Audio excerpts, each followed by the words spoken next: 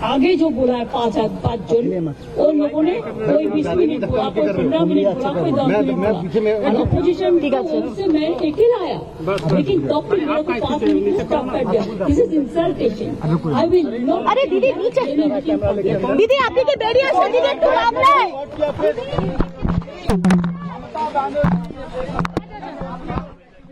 है वो ये कह रही है कि बोलने नहीं दिया गया, अपना पक्ष रखने नहीं दिया गया, इसीलिए बैठक को छोड़ दिया है। वो कह रही उनके पहले जिन लोगों को भी मौका दिया, उन्हें किसी को 10 मिनट 15 मिनट ज्यादा टाइम दिया गया, लेकिन उनको मौका नहीं दिया गया। और विपक्ष में इकलौती एक तरह से वो कह रही है कि मैं यहाँ पर पहुंची थी लेकिन मुझे मौका नहीं दिया गया, इसलिए बैठक को छोड़ करके निकली है ममता बनर्जी, जो इस वक्त ये कहती हुई सुनाई दे रही है कि अपनी अपनी बातों को सब रख रहे थे लेकिन मुझे मौका नहीं मिला, इसीलिए उतना मौका नहीं मिला शायद जितना ममता बनर्जी चाह रही थी, और इसलिए बैठक को छोड़ करके इस वक्त निकल चुकी हैं ममता बनर्जी। जो बड़ी जानकारी इस वक्त आपको बता रहे हैं, लेकिन सवाल तो यही है बैठक को क्या छोड़ करके निकलना एक समाधान होता है? क्योंकि हमने कई बार ये रवैया देखा है पुनीता, जब बीच बैठकों में ही ममता बनर्जी जब उनकी बात एक तरह से उनको लगता है मेरी मन की बात नहीं हो रही तो बैठकें छोड़ देती हैं। बिल्कुल, देखिए पहली बार नहीं है, इससे पहले भी कई बार देखा गया है कि जब अगर वो किसी बैठक में शामिल होती हैं, अगर उन्हें बोलने का मौका नहीं दिया जाता है या फिर वो अपनी बात नहीं रख पाती हैं, तो इस तरीके से वो बैठक से बाहर हो जाती है। एक बार फिर से देखिए नीति आयोग की बैठक हो रही है और इस बीच ये जानकारी सामने आई कि ममता बनर्जी जिन्होंने बैठक ही छोड़ दी है बीच में, हालांकि उनका बयान भी सामने आया और ये कहते हुए नजर आई कि मौका नहीं दिया गया, बात रखने का मौका नहीं दिया गया और इसी वजह से वो बैठक जो है छोड़कर बाहर आ चुकी हैं। हालांकि देखिए Mamata and you stop my mic, আপনি আমার মাইক বন্ধ করে দিচ্ছেন। আপনাদের এই বঞ্চনা আমি মানি না, তাই মনে রাখবেন আমি চললাম। दीदी ये बंगाल का दीदी इंसल्ट है, बंगाल को लेकर आपका इंसल्ट बंगाल का नहीं, सब रीजनल पार्टी का इंसल्ट है। दीदी अपोजिशन की तरफ से आप अकेले शामिल हुए थे।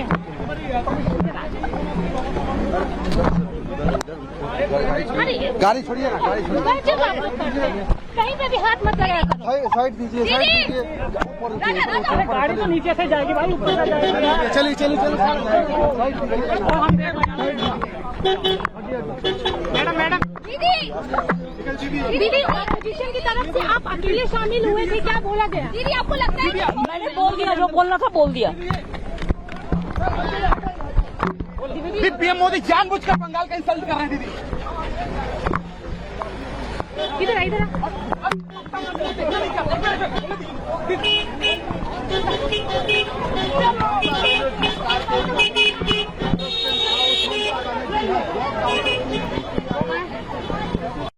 मुझे मेरा पक्ष नहीं रखने दिया गया, मैं विपक्ष की तरफ से अकेले आई थी। ममता बनर्जी वहां पर पहुंची जरूर थी लेकिन बैठक को बीच में ही छोड़कर चलती बनी। दीपेश इस वक्त हमारे साथ लाइव जुड़ गए हैं। दीपेश, कैसे देखा जाए? वो कह रही है मैं विपक्ष की तरफ से अकेली गई थी, भेदभाव किया गया, मुझे मेरी बात रखने का मौका नहीं मिला और बीच में ही बैठक को छोड़ के चलती बनी। देखिए गायत्री, सारी बातों को रखते हुए लास्ट में कहीं ना कहीं ममता बनर्जी एक विक्टिम कार्ड खेलती हुई नजर आई और उन्होंने साफ तौर पर यह कह दिया कि विपक्ष की तरफ से मैं अकेली थी लेकिन उसके बाद भी मुझे अपनी बात नहीं रखने दी गई। मुख्यमंत्री ममता बनर्जी जब इस नीति आयोग की बैठक को बीच में से छोड़कर बाहर निकली तो उन्होंने इस बात के आरोप लगाए कि मुझसे पहले भी 5 अलग अलग मुख्यमंत्रियों को बोलने का वक्त दिया गया, किसी को 10 मिनट, किसी को 15 मिनट, किसी ने 20 मिनट कहा। उसमें उन्होंने कई मुख्यमंत्रियों के नाम लिए, कई स्टेट का जिक्र किया, लेकिन उन्होंने ये कहा कि मुझे जब बोलने दिया गया तो सिर्फ 5 मिनट के बाद मुझे रोक दिया गया, मुझे अपनी बात नहीं रखने दी गई और ये कहीं ना कहीं सभी रीजनल पार्टियों का अपमान है, ये कहती हूं कि ममता बनर्जी नजर आई। इतना कि नहीं, उन्होंने इस बात का भी जिक्र किया कि उन्हें बोलने का वक्त नहीं दिया गया और उनके साथ उन्होंने इस बात का भी जिक्र किया कि वो अकेली इकलौती विपक्ष की तरफ से यहां पर पहुंची थी लेकिन उसके बाद भी विपक्ष को बात रखने का मौका यहां पर नहीं दिया गया। कुछ इस तरह की बात यहां पर ममता बनर्जी करती हुई नजर आई हैं और वे अब यहां से बाहर निकल चुकी हैं। हालांकि इस बात के कयास लंबे समय से लगाए जा रहे थे कि ममता बनर्जी का यहां पर पहुंचना, चूंकि बायकॉट जो है इंडी गठबंधन पहले ही कर चुका है और इंडी गठबंधन के बायकॉट करने के बाद ममता बनर्जी अगर यहां पर पहुंच रही हैं तो फिर उसके पीछे एक बड़ी रणनीति होगी। ममता बनर्जी अपने कई मसलों को लेकर बातचीत करने वाली थी। इस बैठक से बाहर निकलने के बाद उन्होंने इस बात का भी जिक्र किया कि बजट में जिस तरह से भेदभाव हुआ है, आरोप लगाते हुए ममता बनर्जी कहती हुई नजर आई है कि बजट में जिस तरह से भेदभाव हुआ है। ठीक है दीपेश, आपके पास लौटेंगे। बहुत बहुत शुक्रिया हमारे साथ जुड़ने के लिए। तो नीति आयोग से ममता बनर्जी बैठक बीच में ही छोड़कर चली गई। हालांकि वो विपक्ष के फैसले को दरकिनार कर जब पहुंची थी तब सवाल खड़ा हुआ था कि क्या इंडी गठबंधन में फूट है, लेकिन ममता बनर्जी वहां पहुंची जरूर, बीच में छोड़कर ही भेदभाव का आरोप लगा के चली गई। लेकिन इस बीच आपको बता दें, पश्चिम बंगाल में लगातार मंत्री फिरहाद हाकिम के बयान को लेकर सियासत जारी है। मंत्री फिरहाद हाकिम की तरफ से जो बयान दिया गया था, उस विवादित बयान को लेकर बीजेपी की तरफ से सवाल खड़े किए गए हैं। और इसी कड़ी में आपको बता दें, अब बीजेपी लगातार ये मांग कर रही है कि मंत्री फिरहाद हाकिम का ममता बनर्जी आखिरकार इस्तीफा क्यों नहीं ले रही हैं। इसी पर ये रिपोर्ट आपको दिखाते हैं। इस्लाम निये जन्मायनी, तादेरो दावते इस्लाम। आप ममता बनर्जी से शुरू कीजिए ये धर्मांतकरण। इतना बोलने के बाद भी उनका कोई पनिशमेंट नहीं, उनको तो बर्खास्त करना चाहिए था। पश्चिम बंगाल में क्या ममता के मंत्री अब धर्मांतरण करवाएंगे? क्या दीदी के मंत्री कर रहे हैं नफरत की राजनीति?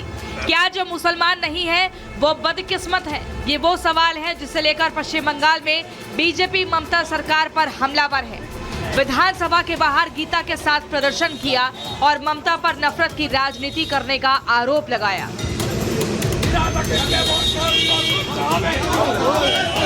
ये है कोलकाता के मेयर और पश्चिम बंगाल सरकार में कैबिनेट मंत्री फिरहाद हकीम, जिनके एक बयान ने पूरे पश्चिम बंगाल में सियासी भूचाल मचा दिया है। वो अपने भाषण में धर्म परिवर्तन को हवा दे रहे हैं। बड़ो कोनो अन्याय ना करी ताहले इस्लाम निये जन्मानो माने জান্নাতে পৌঁছে যাবে।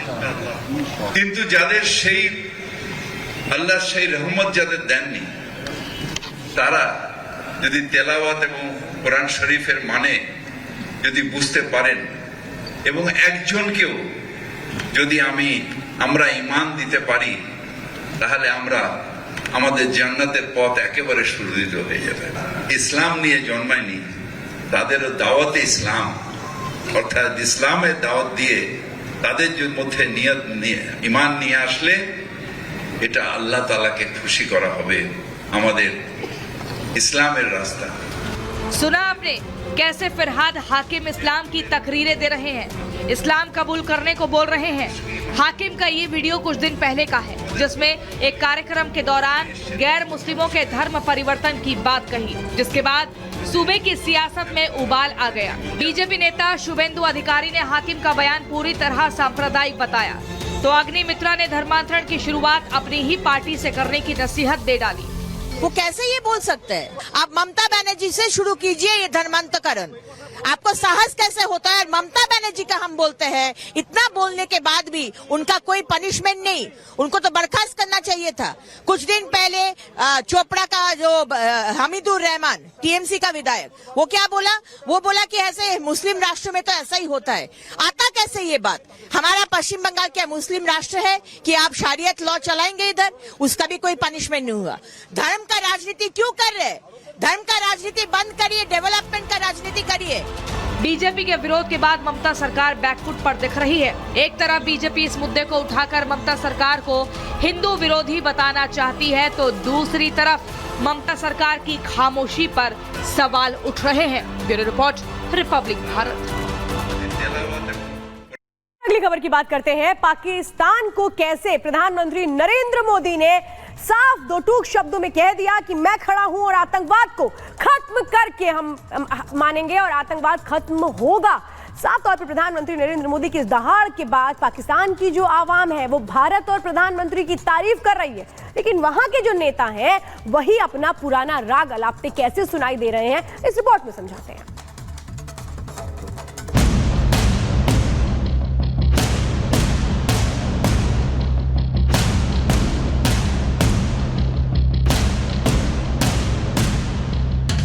पाकिस्तान ने अपने इतिहास से कुछ नहीं सीखा है। जहां आतंक के आकाओं को मेरी आवाज सीधे सुनाई पड़ रही है। करगिल की शौर्य भूमि से प्रधानमंत्री मोदी की ललकार के बाद पाकिस्तान दहशत में है। नेताओं की नींद उड़ी हुई है।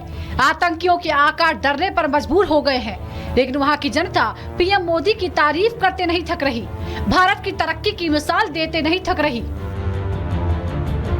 पाकिस्तान के सोशल मीडिया पर मोदी मोदी छाया है। आतंकिस्तान को मोदी की चेतावनी की बात हो रही है। हैरत की बात तो यह है कि वहां की जनता भी जानती है कि पाकिस्तान ने पहले वो गलतियां की हैं जो नहीं करनी चाहिए थी। पाकिस्तानी मीडिया कश्मीर को लेकर जो खबरें दिखा रहा है वो सच है ही नहीं। कश्मीर की जब बात होती है कोई भी नहीं बोलता, कोई भी नहीं बोलता। आपने लास्ट देखा है कश्मीर में इंडिया कितना जुल्म सितम कर रहा है, अभी भी कर रहा है। अच्छा। हमारे पॉलिटिक्स इस पे बात ही नहीं करते, वो इस पे बात करते हैं मैं ये कुर्सी मिल जाए, मेरा मामला ये हो जाए, उस पे पर्चा हो जाए, वो पकड़ा जाए, बस इसी पे लगे। यानी ये जो कंसेप्ट है जुल्म कर रहा है, क्या आपको नहीं लगता कि ये थोड़ा हमें रियलिटी की तरफ भी जाना चाहिए? बिल्कुल सही कह रहे हैं, पर इसमें सबसे बड़ी बात है ये मैसेज कन्वे करने के लिए ना एक अदारा जिसे कहते हैं मीडिया ही हमें। अब हम लोग काम कर रहे हैं, नौकरी कर रहे हैं, हमारे पास इतना टाइम नहीं है कि हम कश्मीर जाके देखें। हमने किसको देखना है? मीडिया को देखना है। हमारा मीडिया हमें गलत बताए सही बताए, हमें ना चाह के भी इनकी बात माननी पड़े। पाकिस्तान साइड कश्मीर में हमने क्या डेवलपमेंट की? इसका मतलब तो ये है ना कि हमें मीडिया जो वो गलत साइड पे लेके जा रहा है या हमें गलत इन्फॉर्मेशन दे रहा है। अगर वो वहाँ पे तरक्की कर रहे हैं बहुत अच्छी बात है, वो भी मुस्लिम हमारे भाई हैं, उनकी तरक्की हो रही है। हाँ, बड़ी बात है कि इंसान है, अगर वो वहाँ पे तरक्की कर रहे हैं तो इससे हमें बड़ी खुशी वाली बात है। तो